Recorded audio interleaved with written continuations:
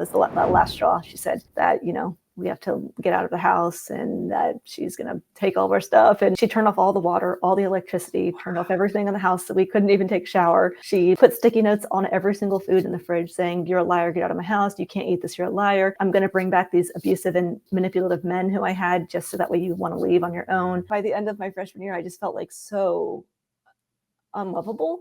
And that was more hard for me than like my parents. I don't know why. That was the time I felt like I had to work through the most, because like at that point I really changed the way I looked at men.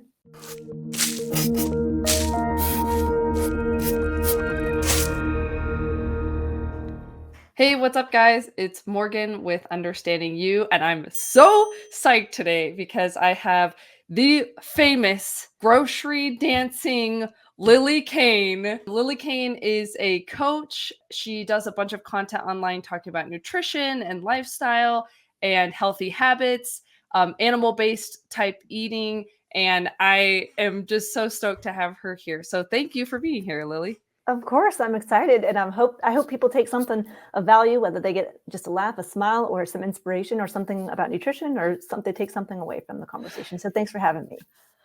Definitely, I always get a laugh or a smile with your YouTube shorts. So I'm sure today will be no different. Thanks for being here. I have been following you for a while.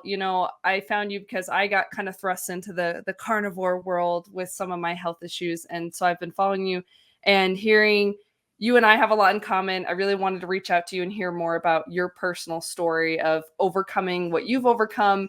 And then, becoming really successful and also dealing with the success and what all that means and the impact that's had on you mentally and emotionally and all that. So I'd love to hear a little bit of your background, whatever you're comfortable sharing, as far as like what your upbringing was like and kind of what led to you getting emancipated as a teenager. Yeah, so I grew up in Southern California. My parents met out of their shared love for alcohol and drugs, which unfortunately a relationship like that doesn't last for too long. And so when I was, 3 or 4 years old, they went through a divorce, and then my mom got full custody over my sister and I, as she was the one during the court hearings who actually went through and got AA, at least temporarily, during the custody. And so my sister and I ended up moving in and living with my mom full-time in San Diego, and my dad tried his best to like come around and see my sister and I, but we were actually pretty afraid of him. I think because of the things that my mom had like told us about him, she just made him out to be very scary.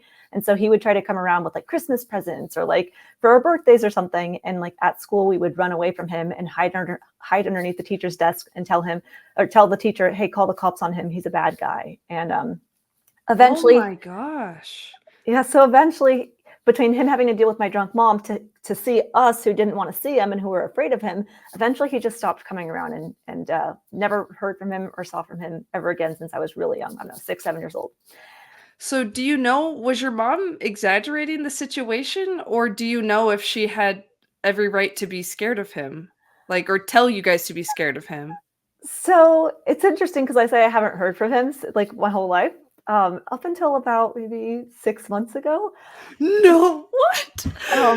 He found my YouTube channel, and it was actually his girlfriend or his like now wife who reached out to me. So technically he still didn't email, but he lives in Missouri. Like we live in the same state now of all places. It was strange. I was open to seeing him and like getting, learning myself what I thought about it. But they never responded to my email, even though my email was like very kind and loving. And I was like, "Hey, like, I would love to meet you and like see how this goes." And but they never even responded. So that was weird. That must have been so hard. It was pretty telling though, as far as like then the truth, I guess, because then you start to, why didn't you respond? Why didn't you want to see me? Like it just started making more sense. Yeah. And I talked to my aunts who were more familiar with him. And so my aunts were able to say like, yeah, he definitely was an alcoholic and he wasn't, into that world as well. And so even though in the email I received a few months, 6 months ago or something, said that he wasn't actually like that. That was what the new wife was saying. Oh, wow. Yeah, my aunts were like, "No, he definitely was."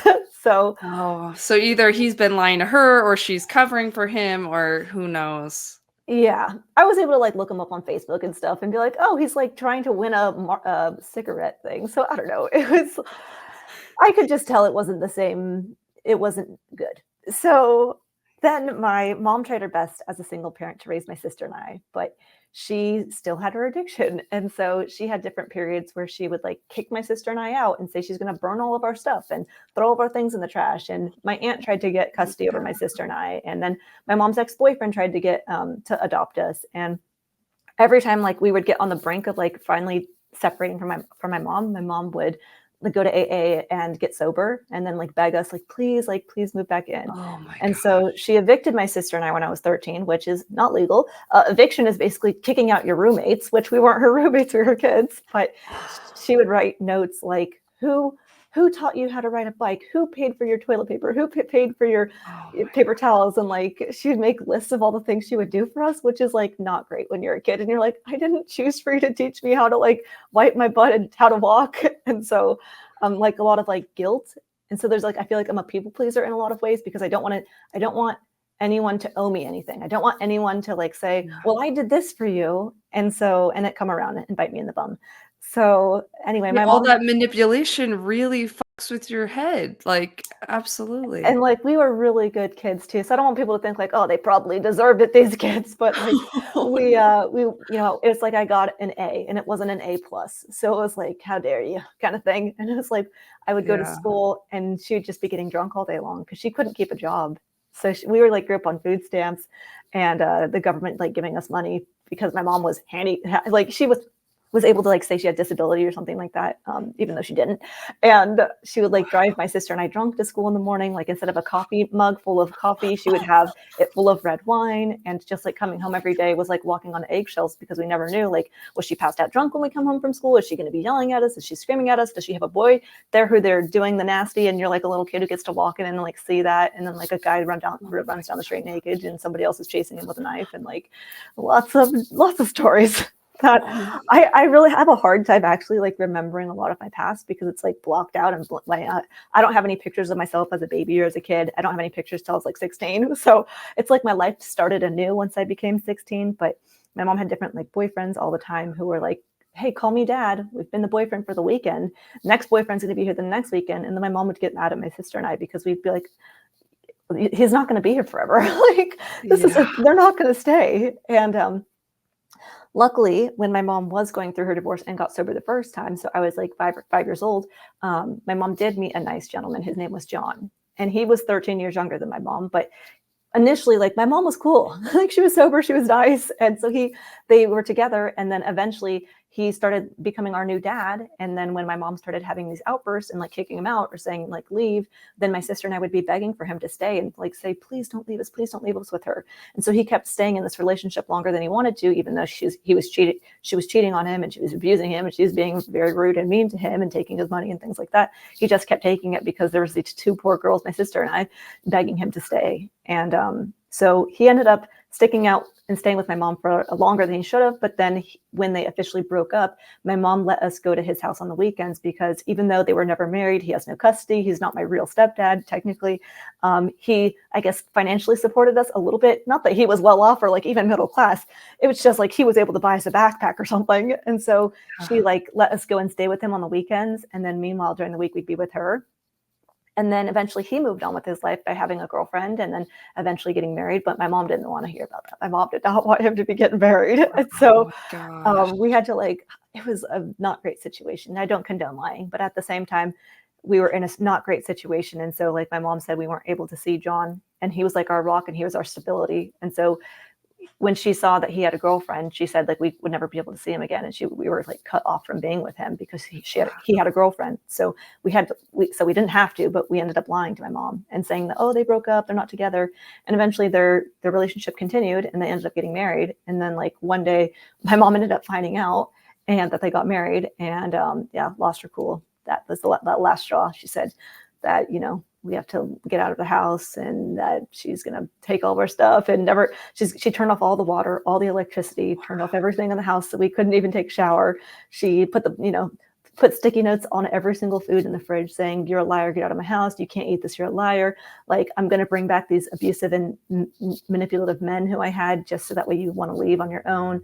And then putting papers on our door like, "You're a liar," or "I'm a bad mom." And like, it was just really crazy. So she ended up taking my clothes and starting putting it in garbage bags and then saying like, "Get out. I never want to see you. I never want to talk to you ever again." And we actually did continue to talk for a little bit. She still like ended up, well, I ended up moving in with John and his wife, Sarah. And then When you were 16 when I was after 16, this blow yep, up? yep. Okay, gotcha. And so once I was living with them for several months, like the whole summer, and then went back to school, my senior year of high school, I signed all of my paperwork for myself, saying like, you need a parent signature to like go back to school or whatever. So I would just signed everything Yes. myself, and I was going to school for like the first week, and then before I knew it, I was getting called out of school into the principal's office because the police were there. My drunk mom was there saying that I had been kidnapped and that, and then meanwhile they're like, she's been gone for like 5 months. Why are you just now reporting this? But what she really wanted, and the reason why she went to the school, was she wanted access to my grades to make sure I was still keeping my grades up.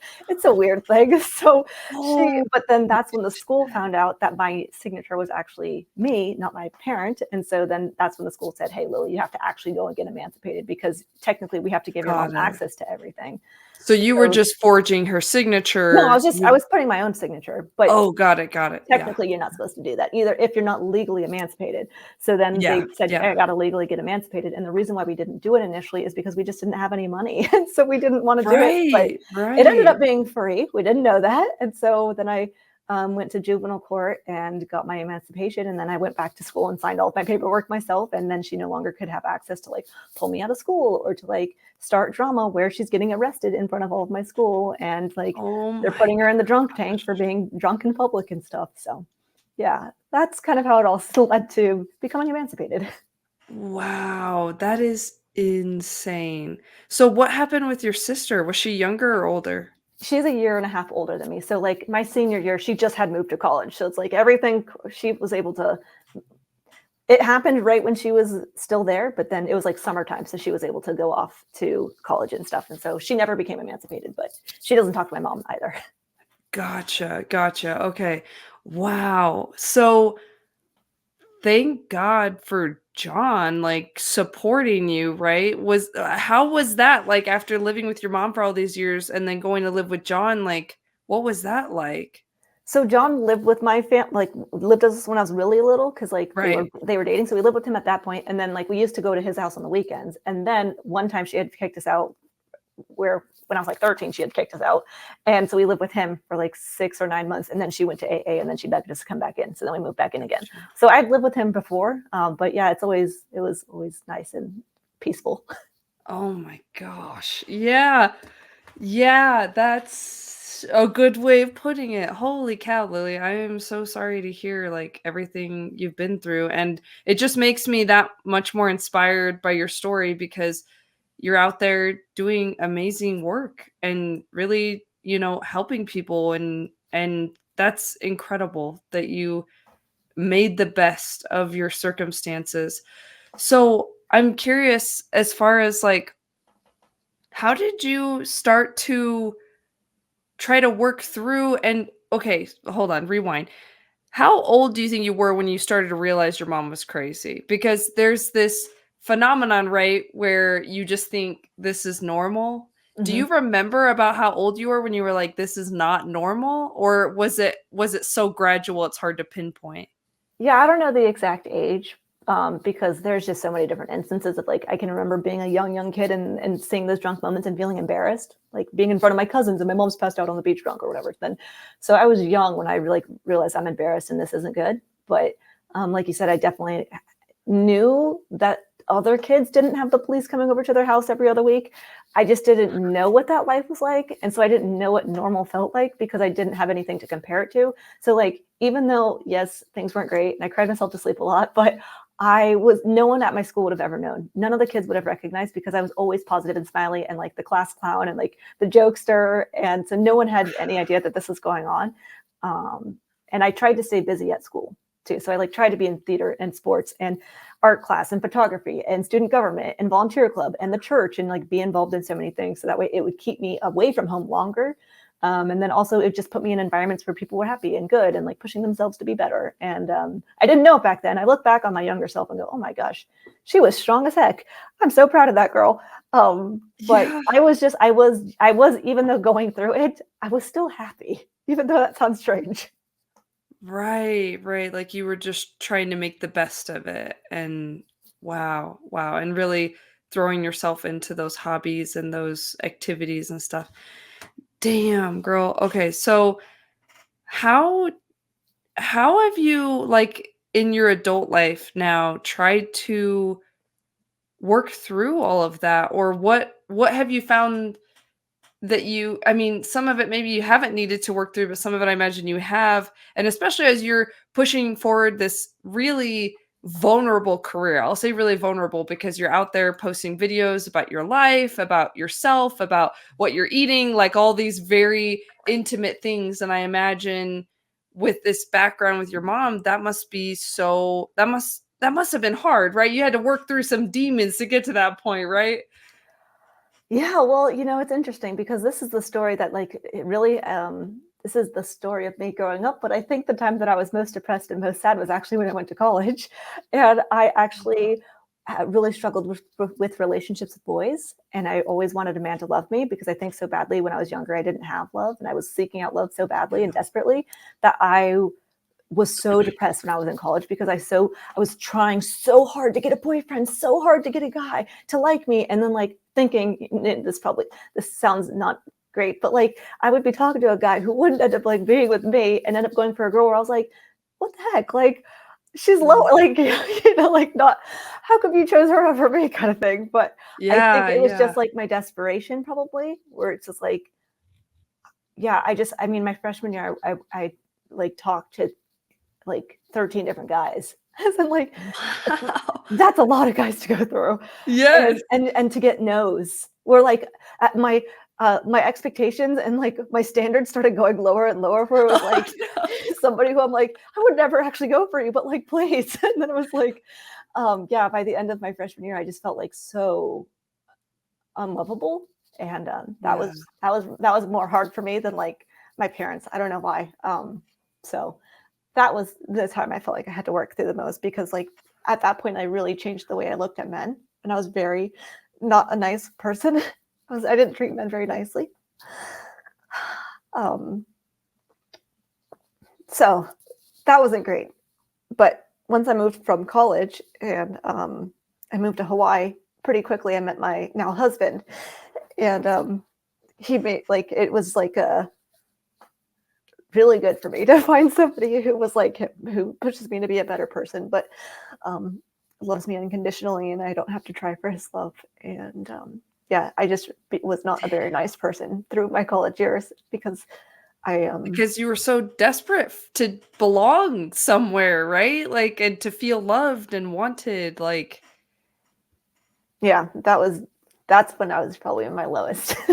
But I was probably girl. also eating the worst at that time too, because when I was growing up, I didn't have enough money to be able to like binge eat, or not that I was a binge eater in college, but we were like very malnourished when I was a kid growing up. We didn't have access to a lot of food, so it wasn't like I got to eat soda and chips and pizzas and candies all the time, because we just didn't have the money for me to have those things. But once I went to college, I finally got to have access to like everything. So I think that like food definitely played a role in like my mental state, my irritability, my mood swings, my acne, my self-confidence, my menstrual cycles, yeast infections, UTIs. So there was a lot going on back then that I didn't think anything of, because I just thought, oh, this is normal. This is what it's like to be a human. So Yes. Well, I just want to let you know how much I relate with the whole feeling unlovable thing. So, with my background, my mom was very narcissistic. Luckily not an alcoholic. Luckily, like she was always there for us. But there was a lot of emotional manipulation that left me just feeling like I could never be good enough and I could never get her approval. I could never get her to even be there for me because her needs were really taking over, you know? And it was so exhausting and it was so hard. And I also didn't know that it wasn't normal, right? I didn't know that the way she would try to get her needs met through manipulating us and making us feel bad and blaming us for her emotions. I didn't know that that wasn't unhealthy, right? Mhm. So then similarly, I tried to fill that void like you with relationships. And for me, it was a little bit different. It was like I was always finding like those fixer upper friends, like friends that I could try to fix and I could try to save and I could try to rescue from these difficult circumstances so that I could feel good about myself and I could feel needed, right? Because when someone Mhm. needs you, you feel loved. And it's like this really toxic mindset. Anyway, all while I'm just running away from the fact that I feel unlovable. And it's just like you said, once you start to understand that, it's so powerful to shift and to try to kind of fill that internal void that your parents couldn't and didn't do for you, and instead try to be there for yourself and love yourself, and then let people love you in a healthy way instead of like in a toxic way. So I just want to say I totally relate, and it's just so sad. It's so unfortunate that there's just so many people that have to go through all of this pain, and they're just innocent kids that didn't ask to be born, you know? Yeah, well, I mean, I guess it's, you could look at the glass half empty, or you could look at the glass half full. And so for me, I'm like, I am so happy that that happened to me. Like, I wouldn't change a thing. Like, if it led me to be Yeah. where I have this life today, like, no challenge. Nothing in my life seems like a challenge. Nothing seems hard. Like, people have bad days. I'm like, yeah, I don't really I have a hard time getting upset. I really am slow to anger because it was a blessing, even though back then, of course, I wanted to be out of it. But especially with my emancipation story, I ended up getting on the news multiple times. I ended up winning every single scholarship I applied to. I ended up getting to go to college for free. So it was like a huge blessing. I got to live in Scotland and do a study abroad program in Scotland. And then when I was in Scotland, I got to travel to 10 different countries in Europe while I was there. So it's like I got to have like a really awesome things happen as a result, and different people come into my life who are like a guardian angel, or who really showed me that, like, sure, it would be nice if like the person who brought you into this world would like love you, but at the same time I recognize that it's not for her lack of loving me, but for lack of loving herself. But it was so nice to see Yeah. so many other strangers who wanted to like my roommate's mom paid for my food at my college. Like, 1 year, it's like thousands of dollars to pay for like the room and board part of college. And they just wanted to do that they wanted to like get me a haircut, or they wanted to buy me a bedding for my bed. And so it was, I ran into so many different guardian angels and like fake moms, I guess. I don't know. On Mother's Day, I have like 10 different people who I say happy Mother's Day to, because I've had so many people in my life who are really good to me. Lily, that's so beautiful. I love, I just think your story's that much more inspiring when you realize like how difficult everything was, and still how optimistic you choose to be despite all of these things. And it just goes to show, I don't know, just how beautiful life is. And I feel really guilty with my kids when I'm impatient with them and things like that. And then I remember like my mom didn't do the best job with me, but I'm still happy I'm alive. Like, I'm still happy Yeah. that I'm here. Like, I'm still happy and I love my life and I'm grateful. And so I'm like, they're gonna be okay. you know, like they're gonna be okay. Yeah. And I think that's incredible. And I also love that how you pointed out that your mom, it wasn't a lack of her loving you, it was a lack of her loving herself. Having that compassion is so important, because the problem with childhood trauma is the way our parents treat us leads us to believe that's what we deserve, right? And it's this recognition of, wait a second, her treating me, actually the way she treated me actually had nothing to do with me. That's so powerful, because what you're saying is like, she was hurting, she was broken, she was struggling, and yes, that all caused you pain, but it wasn't like intentional. It does help. It does help in the healing process. Yeah, I wonder if it was like if she was just like a little bit more toned down, then maybe it would have been harder for me to see that. But because it was so obvious to like everyone, it was so obvious that it's like hard for you to even think for a second that it wasn't the case, that she was just really messed up. Yeah, absolutely. Absolutely. Okay, so I'm very curious, like, you go through college, and what do you think kind of helped you transition from trying to just get guys' attention over to like a relationship that was really good for you? Like, was it something inside of you that changed? Was it just finding the right guy? Was it both? I know this is not going to be super helpful for people because I think a lot of it was just finding the right guy. Because even at the time, like right in the midst of meeting him, there was multiple people going on at the same time, and then it was like, but if we can have this one, everybody can go and kick rocks. So, um, yeah, I when I met my Bryce is my husband. So when I met Bryce, I was like, I told other coworkers, like, I could never go for him because if I do, then I'll have to marry him. And therefore, I won't be able to be my strong, independent girl who gets to do whatever she wants.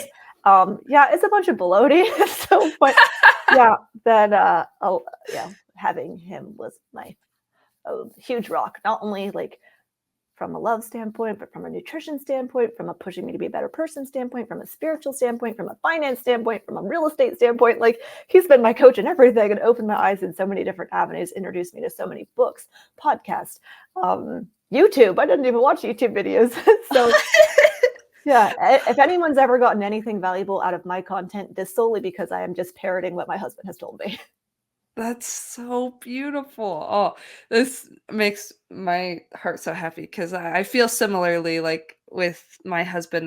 I'm just so grateful to have someone that can love me in a way that helps me to not hold on to the past, right? But also can challenge me to believe in something better in myself. So cheers to good husbands. And yeah, more power to everyone who wants to live the girl boss life, but I like having someone to go to bed with at night. Yeah. And not just to go to bed, like, to cuddle, just anyway. Both. It's fine. Anyway, okay, so I'm very curious, like, what got you going into YouTube? Like, I mean, obviously your husband influenced that, but what in your head was like, I should start a YouTube channel? Like, and what, was there things from your past that made that difficult, like emotionally or insecurity wise? Like, tell me kind of what that was like. Yeah, so I'm a Leo. I don't know if that changes anything for people, but Leos are like outspoken, confident, I don't know, voracious. So I've always like been in theater and I want to be an actress and I always like this, to be the center of attention. So in case that wasn't obvious. So I it was during COVID, we were living in Hawaii and we wanted to get back to closer to family. By family, I mean his family, but Yeah, we yeah. wanted to like to start a family. If you start a family in Hawaii, there's just not as great of schools and like hospitals and stuff. So we just wanted to get back to the mainland, and just being in Hawaii during the time of the pandemic was like a good opportunity to like jump ship and leave. But we didn't know where we were going to live long term. We ended up moving into my mother-in-law's house temporarily. Actually, she wasn't my mother-in-law back then. I was just boyfriend girlfriend. But we Sinner. I'm we just kidding. we ended up moving into her house in Pennsylvania, and we were there for 6 months. And I have a really hard time sitting still. So I was just reading like crazy. Ended up reading like 50 books in 6 months or something crazy. And one of the books I read was called The Millionaire Messenger by Brennan Bouchard. And it talks about how we all have a story, and that by sharing our experiences with others, we can really save other people trauma and or like the hassle of having to go through the thing or having to make the same mistakes as us. And so I was like, okay. My husband was watching Mr. Beast at the time, and Mr. Beast is like, the main YouTube guy. And he was Yes. showing me this guy who was giving away cars and houses and money. And I was like, oh my gosh, this is so great. I want to do that.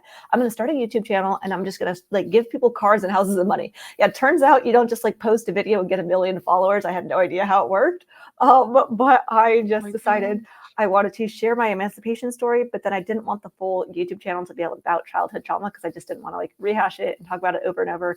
So for me, I just said, okay, I want to do something that like makes me happy, and I'm gonna make crafts. And so I started making candles and wreaths and like DIY stuff, and then saying like, hey, if you subscribe, I'll send you my craft. And so initially I did that. I did that for a few months until I was like, kind of dabbling in different things, like what to get your man for Valentine's Day, or what to get someone for Christmas, or what I eat in a day. And it was like, boom, I posted a what I eat in a day video. The video went viral. And then I started getting so many comments and messages about like, well, why do you eat like that? Or how come you don't drink coffee? I don't know. I don't like the taste. Like just different questions where I then really quickly started seeing how impactful, specifically at that point, like a animal-based carnivore-ish diet was for other people's health, and that more people needed to know about the power of nutrition, because that's a really great gift that I could give to people, is if I can help them with their health, then I can help them get more joy, because the whole channel started out of just wanting to bring people more happiness during the time of the pandemic. And I didn't know what I was doing back then. I still don't. But I just decided to post videos and see what would happen. And then one thing led to another, where now we're talking. Oh my gosh. This is so fun, like, because I've been following you for a while, so it's actually really fun for me, like, just personally getting to hear, like, more behind the scenes, you know? That's so crazy. Okay, so then that when it went viral, how many views did it get? Like, was it thousands? Was it hundreds of thousands? 500,000. Holy. Well, so you went from, like, hardly anything to 500,000. Did you, like, crap your pants? Like, Yeah, I was like, it just keeps getting views. What's going on? Because like back then it was like I get like 20 views or something, and it was like mainly me watching it. My family, my friends, I'd force them all to watch it. And then but yeah, when it went viral, I was like super confused. But I was like, I must have done something right. I'm gonna try it again. And then yeah. so was that scary? Because maybe this is just me, but like if one of my videos suddenly just went that big, I feel like I'd be losing my freaking mind. Yeah, I remember I got so many comments, and at that time, like I tried to like respond to every comment. And so when I got, so I mean, thousands of comments on this thing, like I ended up realizing I can't respond to everybody. And I started saying to like, when you get initially, if you get like 20 views and they're all your friends and family, they're all happy comments if you get any comments. And then once you start posting and you get strangers commenting, well, a lot of them were nice. You find like the 1 out of 100 that sticks out as like the bad one. And I felt I found like I was trying to like make people happy still, because I'm like a people pleaser. So people were saying things like, but what about the animals? And I'm like, oh yeah, for sure, like I love animals too. And like trying to like justify my actions and like make people feel better. Or like if someone like took offense, I'd be like, I didn't mean anything like to offend you by this, like I'm just over here talking about what I eat. So Right. but yeah, I remember like I think it was that video probably where I ended up like getting so many negative comments that I ended up like bawling my eyes out and crying and being like, oh my gosh, like I hate this. Oh my gosh. Yeah, see that's very realistic. Like I feel like that's how I would have felt. So well, okay, a little bit backstory. So before this channel, I actually did like an ex-Mormon vlog where I did that for 5 years, where I left Mormonism and I was talking about it. And one of my videos went like a little viral, got like 1,000 views, and I about had a heart attack and like killed over because I was just like, that's so many people. And anyway, I just remember like I just okay, I'm just in my mind 1,000 views was so overwhelming. I can't even like how the hell do you even fathom 500,000? Like what in the hell? So at the time, did you consider like taking it down? Like what were your thoughts like what did you back and forth, I imagine maybe. Yeah, I mean, I definitely like made content like justifying that video, because like other YouTube channels were making videos about that YouTube video where they were like talking bad about me in the video, or like saying what I was doing wrong or whatever. And so it was like I watched the videos that people were making about me, and that was like a rookie mistake where I was like making videos explaining why I said what I said. Anyway, the video is private at this point. I privated it like maybe a few months ago. But I let it up for years. And yeah, there's one thing I've learned: don't watch videos that people make about you. I know when I posted my "Here Why I Quit Carnivore" video, I've already seen 2 popping up with my face on it. I'm like, that ain't my YouTube channel. And so people are definitely making videos about it and stuff. But I just don't watch them. Dude, that's gotta be so hard, right? It's gotta be like tempting, but you have to know that like you just can't please everybody, right? And like all you can do is try to help. Like, what do you say to yourself when you see that? You're just like, no. So I know this sounds messed up, but like they say, no, any publicity is good publicity. So like when I see it, I'm like, yes, I'm gonna get more followers because more Oh my, people are gonna be exposed to it. that's Um, actually really good attitude. so I just That's tell myself awesome. that I tell myself they're just saying positive, good, happy, wonderful things, and that just helps me sleep at night.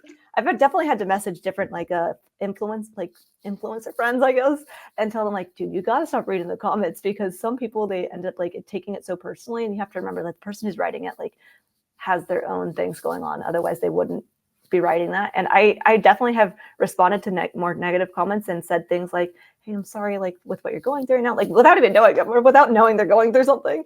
And I've been so kind to people who are so nasty that I've gotten so many emails from the people who are writing the negative comments saying like, I'm so sorry I left those comments on your videos. Like, because of your message, I ended up realizing that, what I'm doing is completely wrong. Like, you were just so kind and so nice, and there was no reason why you deserve that. And I've had a lot of people apologize to me or delete their comment after they see my response. Oh my gosh, so you're like literally Killing them killing it with with kindness. kindness. Okay, I think what's happening when that happens is you're humanizing yourself in their eyes. And then they're being filled with shame because suddenly they realize they're being so belligerent toward someone who's a genuine kind soul. And that's freaking cool. That's crazy. Yeah, I loved doing that. Now I don't have time for that, but that's what I used to do sometimes when I was seeing negative comment. I said, I'm just going to pray for them and, send Damn. with How you kindness. gonna have time for all those prayers? I don't even know. Okay, so rewinding back to that first video goes viral and you're like, do I take it down? Do I not take it down? Like, and but you push through. What do you think kind of got you to push through to keep posting content? Well, the reason I didn't take it down initially was because of my ego. That's definitely the answer for that one, because I was like, heck yeah, your girl just got a 500,000. I can't hide this. I need the world to know. But, but as far as like, why did I keep posting content? I just, well, a couple of reasons. One, you can't stop me. But also I had a previous boss tell one of my friends, oh, she's not going to make it. She's not going to do well. And I was like, oh, I just want to prove this guy wrong so badly, because he was a jerk of a boss. Dude, there are so many successful people in this world who started with that very premise. There's power in that. There's power in trying to prove someone wrong. Oh my gosh, that's so crazy. So, okay, so then like insecurities coming up as you're reading these comments and stuff. Like, how are you working through these insecurities of people telling you you're wrong, or you don't know, or you don't know what you're doing, or you're hurting the cows? Like, how do you manage your emotions as far as all the criticism? I think I definitely like justified things, as in like, oh, well, the reason why I do this, when I don't really have to justify why I'm doing things. But a lot of people, not a lot, but I understand that sometimes I do something and people are genuinely curious, like, well, why don't you eat vegetable? Like more, have a salad. And they're not meaning it in like a negative way. So it's like sometimes they're negative and I turn it into a positive and create content around that idea. But yeah, in general, it's just, um, I know that I'm helping more people than anybody's really being hurt. And as long as I'm staying true to myself and my heart, then I'm going to post. So for example, just yesterday, I wrote a script. It was kind of political, but it was a unifying political thing. And I didn't see it as like picking a side of like left, right, center, or anything like that. I was just saying, hey, let's all like be happy. And so I showed it to my husband and he immediately goes, people are going to know who you're voting for. And I'm like, what? How? Like all I said was like, let's come together. And so I had to send the script to multiple influencer people saying, Yeah. hey, do you know who I'm voting for based off of this? And they're like, no, what the heck? And I was like, okay, cool. And I had to go, like, you know what? At the end of the day, I am, people are going to interpret however they want to interpret. They're going to see through things that weren't even there. They're going to like make things up that I found a lot of times people like, I might say like the cat jumped over the moon and someone heard something completely different. They heard it was the dog, or they heard it was a slice of cheese they jumped over, or like, now, while I do think I should take responsibility and say, I need to communicate better, I definitely think sometimes people need to listen more. But I always just put it on myself and say, clearly, I didn't communicate appropriately. Clearly, what I said, like, I didn't say it in a way that was kind enough or that made enough sense, or I didn't. Yeah, I usually just take the blame on myself, because I can point the finger and say, you didn't hear me right, you weren't listening. But in reality, I just need to communicate better. So I just do that when I see the negative comments, I guess. But I don't look at the comments anymore. So Nothing really tears me down. Now I just make content based on how I'm feeling and what I'm thinking is going to be the most helpful for the most amount of people. I think that's awesome. So it I wonder, I mean, when you think about all the popular YouTubers out there, I would love to know how many of them actually read the comments, because I imagine that it could be very, very bad when you're really, really big trying to read all those comments. I don't know. It takes a lot of time out of the day too. Like I used to try to respond to every single one, and it got to a point where I was spending like 5 hours of the day just responding to comments, and I couldn't get anything else done. And it was taking over my life, where I was like, I read them on my birthday, I read them on Christmas, I read them on my wedding day. I made sure, because I wanted to make sure if anybody was asking a question that I could make a video about, or if someone was asking about a link to a drink I was drinking or something, or if someone had it's also nice to read the nice ones, but I then realized this is taking over my life. I don't have time for all these comments. I mean, I appreciate people leaving the comments. Please keep doing it. But it was taking over my mental health. And I was actually talking to a different influencer who I was telling her things, and she was like, you need to not read the comments. And I was like, what? And then that's when I realized I shouldn't. I think it's such good advice. I don't know. I just can't think of a whole lot of positive that could come from trying to keep up with thousands and thousands of comments. Like I don't think that could be healthy. I find that so interesting.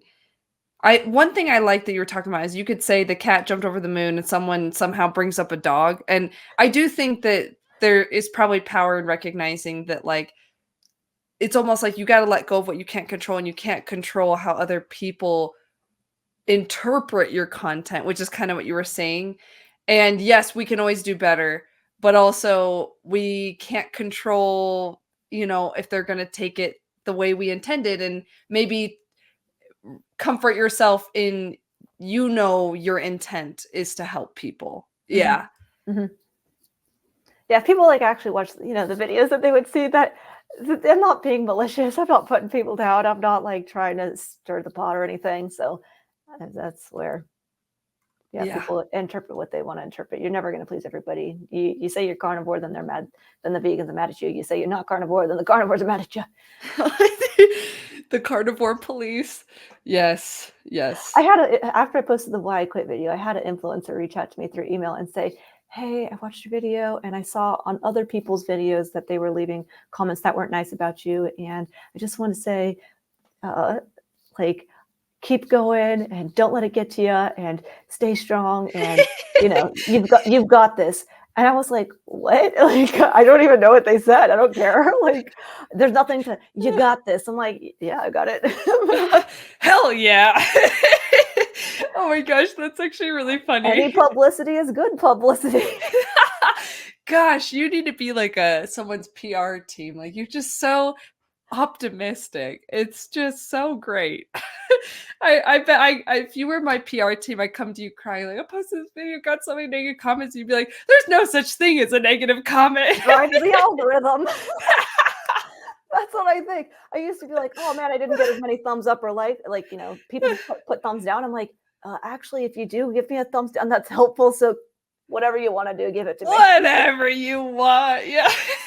I love that attitude so much. I feel like just those little ways that you look at it must really help with the mass amount of views and comments and stuff you're getting. Like, I just love that. I love that. I hope I get so popular one day I have to apply these tips. Okay, so we've got a little bit more time, and I'd love to talk about kind of diet and mindset.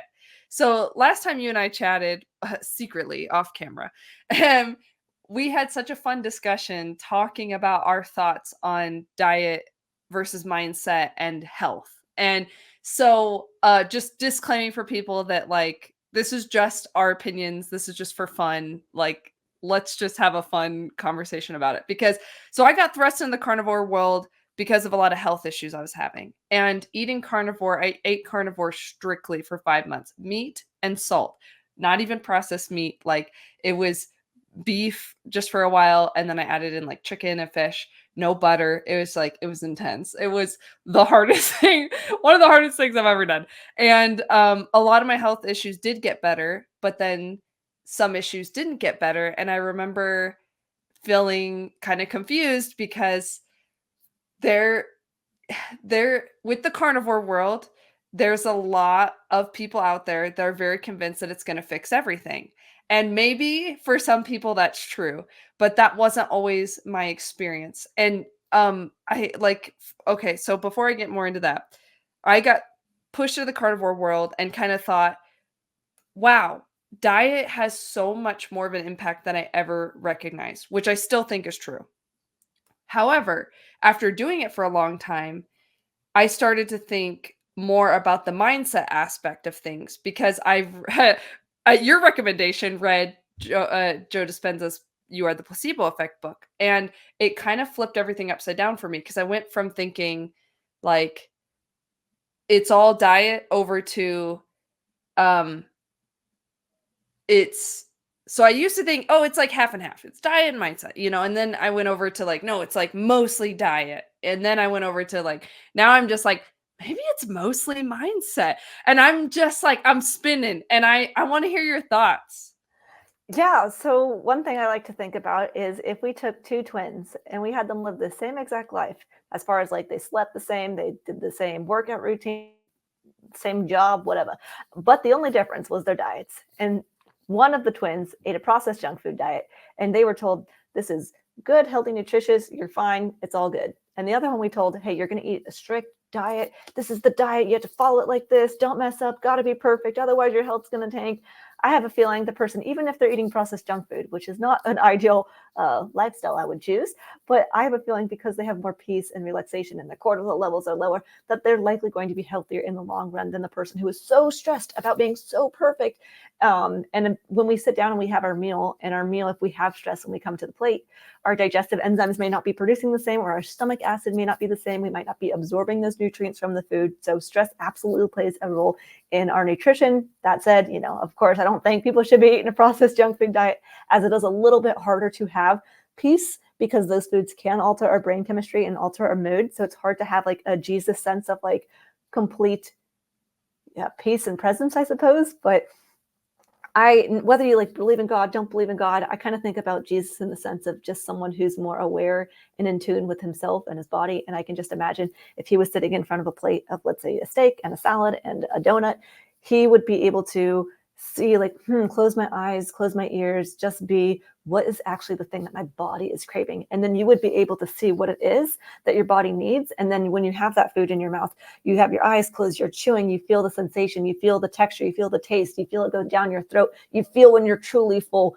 And he just has like he has so much more presence and peace that I just can't see him choosing to do the donut, because I have a feeling he would already know, like, is this nourishing my body? Is this honoring this temple that I get to live in, which is my body? Is this really what I need? Is it's going to help me feel my absolute best? And I just have a feeling he wouldn't be choosing the donut. So that's how I kind of think about it in terms of, can you eat processed food and be healthy? Absolutely. If you have a true state of peace, I think you can do it. Is it harder? Absolutely. There's added ingredients and chemicals and things that make it harder for you to have that true state of peace.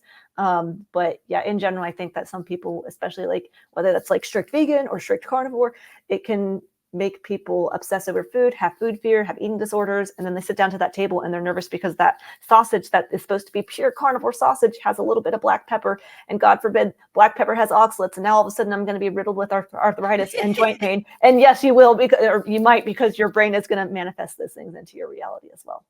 And that's what was kind of blowing my mind when you did that video recently talking about stevia, because you were mentioning that in the Placebo Effect book by Joe Dispenza, he talks about how just the anticipation of thinking a food is bad for you automatically makes it worse for you because your body is anticipating that it's going to be bad for you. And so this kind of blew my mind, because I was like, I do think eating more animal based is healthier.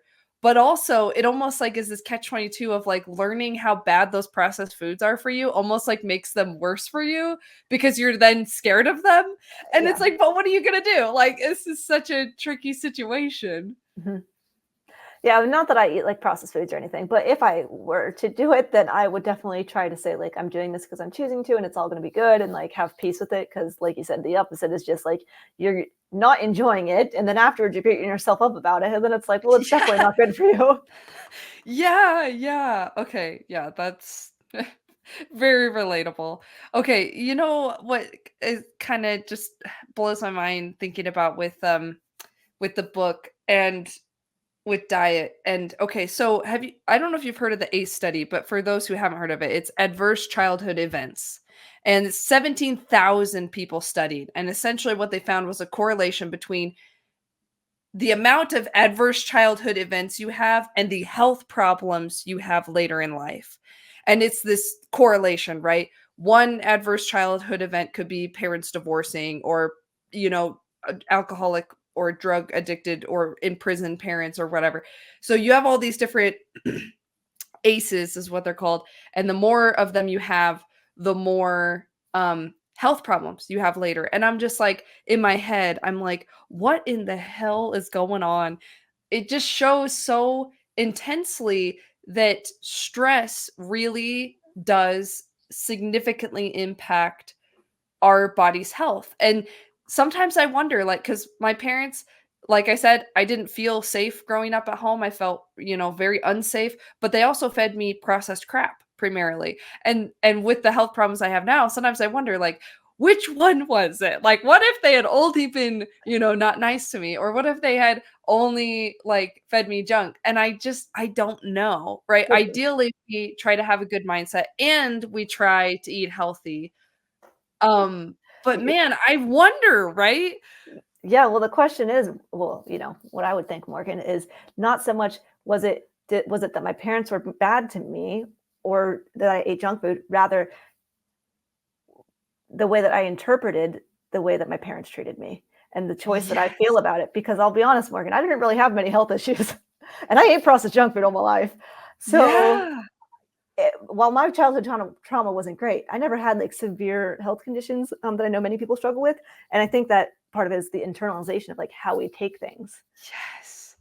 Oh, I love the way you word. That's exactly it. Because it's not, again, it's not what our parents do to us that causes the most long lasting damage. It's what they do to us that we then let ourselves believe about ourselves. That's where the damage is. They had autoimmunity in that study. And that one kind of blew my mind because that's, part of what I've struggled with. I have friends that have struggled with it. And I'm like, holy cow, autoimmunity feels like such a metaphor for me because it's like literally your body's attacking itself. And to me, that's exactly what is going on in your head when you have internalized all of this negativity from your past of like, I'm not good enough and I'm not lovable and I'm not, and so I just find it so crazy to me, the mind body connection there with like so many people with all these childhood traumas developing autoimmune diseases. It's just so fascinating to me.